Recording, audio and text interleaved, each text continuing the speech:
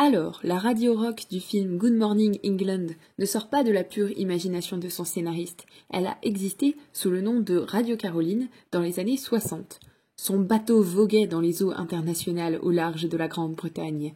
Alors, yo-ho, matelot, car nous embarquons pour l'histoire d'une des radios pirates les plus célèbres de cet âge d'or.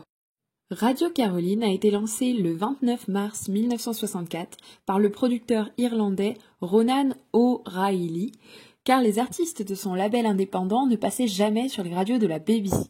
Dans le film, je pense que c'est le personnage de Quentin. Il gère la radio et les DJ, c'est en quelque sorte le capitaine des pirates. Et sa solution, c'était pas de militer pour changer le type de musique que jouait la BBC. C'était pas d'attendre que la société change et demande ses nouveaux styles de musique. Non, le mec est rock'n'roll. Il achète un vieux bateau, le Frederica, qu'il amène jusqu'aux eaux internationales. Il crée une société de production en Suisse et enregistre son bateau au Panama. Et c'est pas pour l'évasion fiscale, non. C'est pour pas être chopé par le gouvernement. Parce qu'à cette époque-là, le gouvernement a le monopole d'État sur les médias. Ça veut dire qu'il n'y a que le gouvernement qui a le droit de diffuser. Et donc, la BBC. C'est pratique. Tout l'argent va dans leur poche et ils contrôlent ce que les journalistes disent et ce que la radio diffuse. Et rigolez pas trop les Français, parce qu'on avait la même chose à l'époque avec l'ORTF qui contrôlait tous les produits audiovisuels. Sauf qu'à cette époque-là, c'est l'âge d'or du rock. Et la BBC, elle est pas en folie sur ce nouveau style de musique qu'ils appellent diabolique.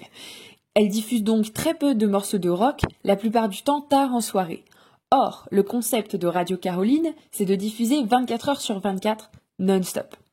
Sur Radio Caroline, on découvre les classiques du rock de l'époque, les Turtles, les Kings ou encore Smokey Robinson.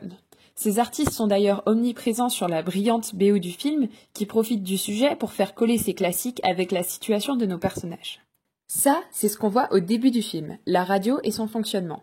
Les personnages sont principalement fictifs ou romancés, et toute la vie à bord du bateau est plutôt décrite par les vrais DJ comme monotone et ennuyante. Ils se considèrent sous-payés et ont le mal de mer. On est donc loin des parties sur un bateau de potes en tout cas. Ce qui est vrai, par contre, c'est que la radio a des audiences plus que louables. 7 millions d'auditeurs majeurs au cours des 3 premières semaines. À titre de comparaison, Énergie avait attiré 3,53 millions d'auditeurs en été 2019. Le public de Radio Caroline est majoritairement jeune. Parce que, si vous voulez, à ce moment-là, le rock c'est comme les jeux vidéo ou l'épouvantable Internet pour les parents. C'est quelque chose qu'ils ne comprennent pas et donc qu'ils empêchent leurs enfants d'écouter. Écouter du rock, c'est être rebelle. Après cet âge d'or de la radio offshore, mais je vais plutôt dire radio pirate car c'est quand même plus classe, regardez-moi ce manteau bordel. Le gouvernement décide qu'il a fini de jouer au chat et à la souris. D'abord, comme on le voit dans le film, avec Monsieur Twat, qui est d'ailleurs un jeu de mots bien débile qui m'a fait bien marrer, le gouvernement fait passer le Marine Broadcasting Offenses Act. Ce dernier interdit les radios pirates et les pubs sur ces radios.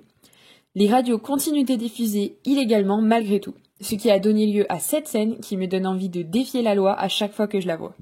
Malheureusement, Radio Caroline, privée de revenus financiers, devra, malgré cet acte de courage, fermer en 1962. Un autre événement majeur du film est le naufrage du bateau. Celui-ci a réellement eu lieu, cependant, c'était après une première fermeture de la radio. Le 19 mars 1980, un autre bateau que le vieux Frederica, mais tout autant mal en point, coule en pleine mer, emportant avec lui son matériel d'émission.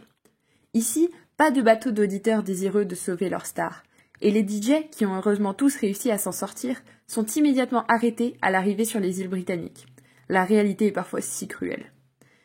Si l'âge d'or de ces radios pirates est fini, notamment avec la libéralisation des ondes, c'est-à-dire que tout le monde peut diffuser aujourd'hui, Radio Caroline diffuse toujours, principalement sur Internet. Elle diffuse même encore sur son bateau pour des émissions spéciales. Alors, encore une fois, le cinéma a modifié la réalité historique à son avantage. Mais nous n'allons pas au cinéma pour une leçon d'histoire. Nous y allons pour être émerveillés, pour rire, sourire, pleurer, et ce film réussit tout cela parfaitement. En détournant la réalité, il a certes fait grincer les dents de certains historiens, mais il a transmis des expériences, des émotions et une envie de continuer malgré les échecs au commun des mortels. Cependant, si vous voulez en savoir plus sur l'histoire de ces radios plus que spéciales, je vous mets les liens de mes sources d'infos dans la description.